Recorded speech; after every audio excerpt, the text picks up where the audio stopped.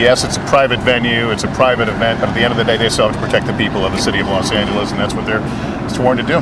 By tonight, this will all be over here in LA. The day started really in terms of events that people watched at the cemetery. I tried bringing in Michael Oku earlier. Let's try again. Michael, what went on there earlier today, as we'll keep an eye on this?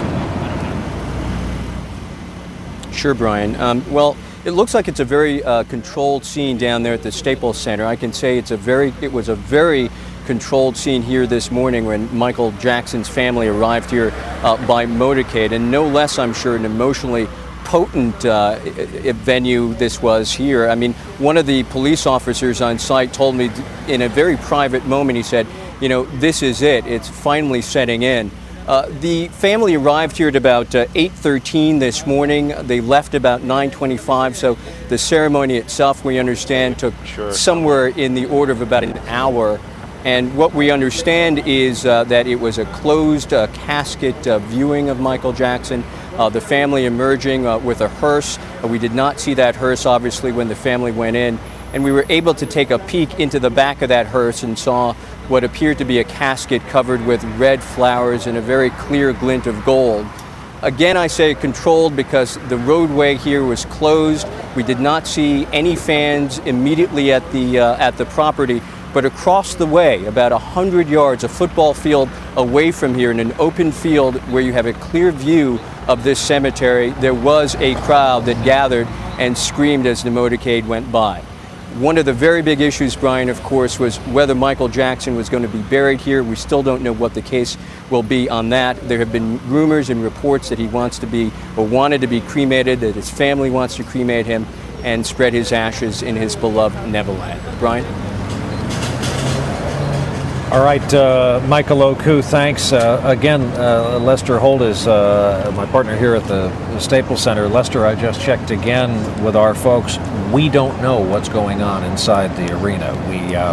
We're off to a brief start. Smokey Robinson, a few remarks, and now we have just fallen upon a pause. And even those inside who were given programs really don't know, because the program wasn't a traditional program with an order of events. It was letters from folks to Michael.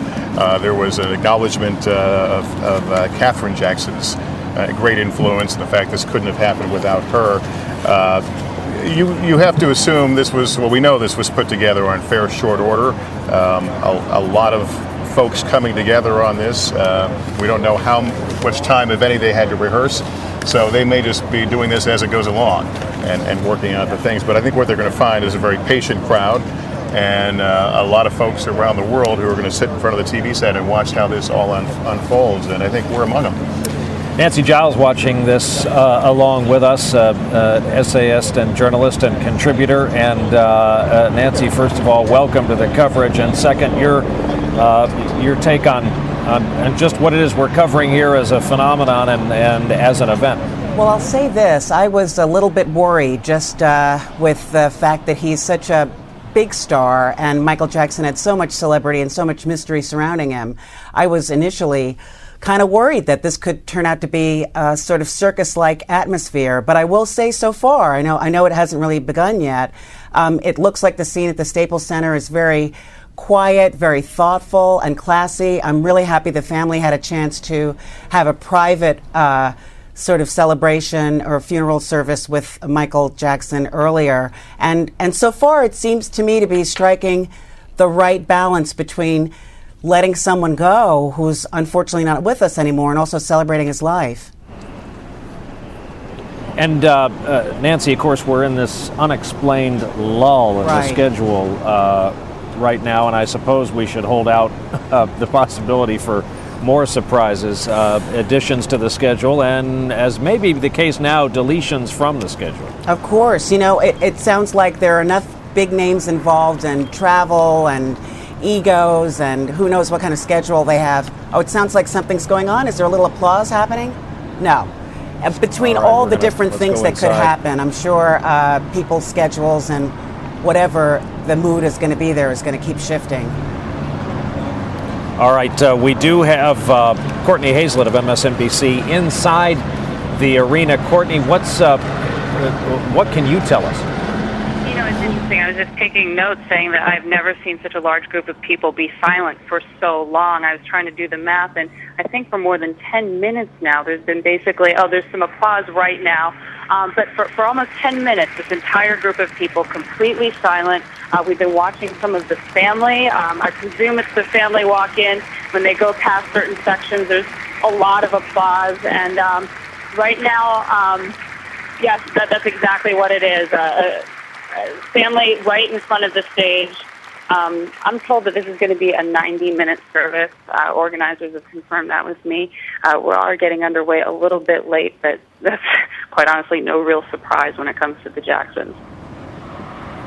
All right. So apparently the delay, Lester was loading family members into their seats we saw some of the cars. As you mentioned, there are separate entrances for family, friends, VIP, and members of the public. And we saw some of the cars coming in through what is normally the athletes' entrance here at the Staples Center. Yeah, they're coming in that way. And looking at the list, some of the folks you may not have known had a relationship with Michael Jackson. Kobe Bryant, it turns out, had become quite good friends with Michael Jackson. He's one of the participants here, a guy who knows the Staples Center from a much different perspective.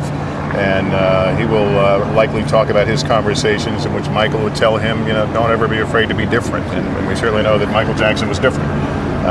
But we will, I think, learn a lot about these relationships and how he touched different folks along the way here today as each has a turn to speak. Mike Taibbi out in the crowd. Mike, we could talk about the Jackson family, choose your generation and be at it all day. As the family members come in the arena, some thoughts from you on the same subject. Well, I think one thing I've learned in the past week since Jackson died, Brian, and the story I did last week on the Today Show involved Michael Jackson and his 3 children. Prince Michael, Paris, his daughter, she's 11, Prince Michael's 12, and the 3rd child, Prince Michael II, who's known as Blanket, always has been in his family. And it's what was his relationship with them? And we spoke with Al Malnick, who'd been a longtime Jackson friend, lives in Florida, in Ocean Ridge, Florida, near Palm Beach. And he'd had the Jacksons down there, Michael and the kids and their nanny, a number of times. And he said that the really cool thing about it was that what everybody thought was an eccentric notion of Michael Jackson, that the only way he would go out in public with his kids if he had them veiled and totally covered, and it did look weird, it did look eccentric, actually worked. It achieved its purpose, because when the kids were down with Malnick's kids, and Malnick has 10 kids with his wife Nancy, they'd all go out and Jackson's kids would take their veils off and nobody knew who they were. They could just be a regular kid, all of them regular kids, and a bunch of regular kids. They can go to the movies, they can go to get ice cream and all of that, and the kids loved it, and Jackson loved that they could do it.